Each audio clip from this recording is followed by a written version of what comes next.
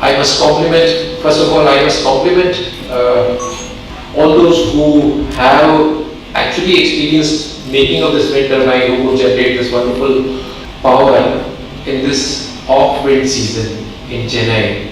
I'm sure this effort, you will remember this effort and the experience, and I'm sure even if about half of you go back to your country and try to replicate this experience, this workshop will be a huge success.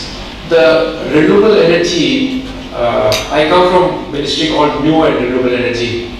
Renewable energy is a disruptive factor, at least now, in most of the part of the world. The disruption factor, I was reminded when, and it was in a humorous way, the shawl, which is a traditional way of welcoming, was getting stuck with DG's reason, and it was not once, it was getting stuck repeatedly. It was indicating that, there is going to be change, and change is going to be struggle between existing culture and the new culture which is going to come. It is not just technology. The other factor which reminded me of the disruption, and it was only indicative when we lighted the lamp. Again, it is a traditional way of starting something very, very important. When we were lighting the lamp, we realized that it is also emitting smoke, which is probably not pleasant.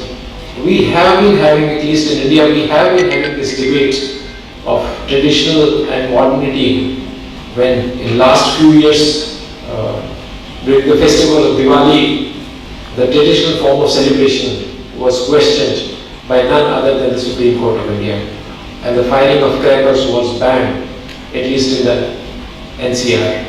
We've been witnessing disruption and resultant emergence of the renewable energy in various other forms. These are only some of the mechanisms which we've been deliberating. When I was coming to Chennai this morning, there was a good amount of smog which I thought exists only in Delhi. So most of India, we are suffering from this smog and pollution. And I was reading a report last week that in India, 1 out of 8 deaths occur because of air pollution. These things may be different in different countries, but Earth is one and it affects everybody. And we must realize that we are not here to live all by ourselves, but our other brother human beings, and definitely our children and next generation. It is in this background that India made a promise to the world community and itself that we will reduce the carbon intensity of the GDP by at least 1/3 by 2030. From this emerged the target of 175 gigawatt of renewable energy, which we promised to ourselves that we will install by 2022. This was a huge promise, but I must assure that we are on the way to achieve that promise. As of now, we've already done about 73 gigawatt, about 40 gigawatt more is in the pipeline, and we expect that these will be commissioned.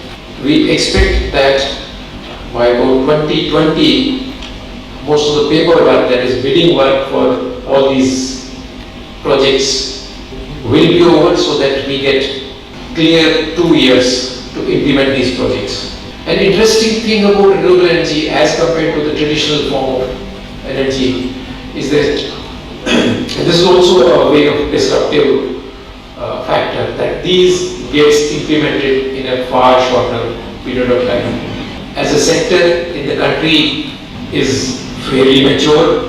We got, if we talk in terms of global capacity, in India we stand 4th globally. In wind we stand 5th globally if we talk about solar, and 5th globally in overall renewables.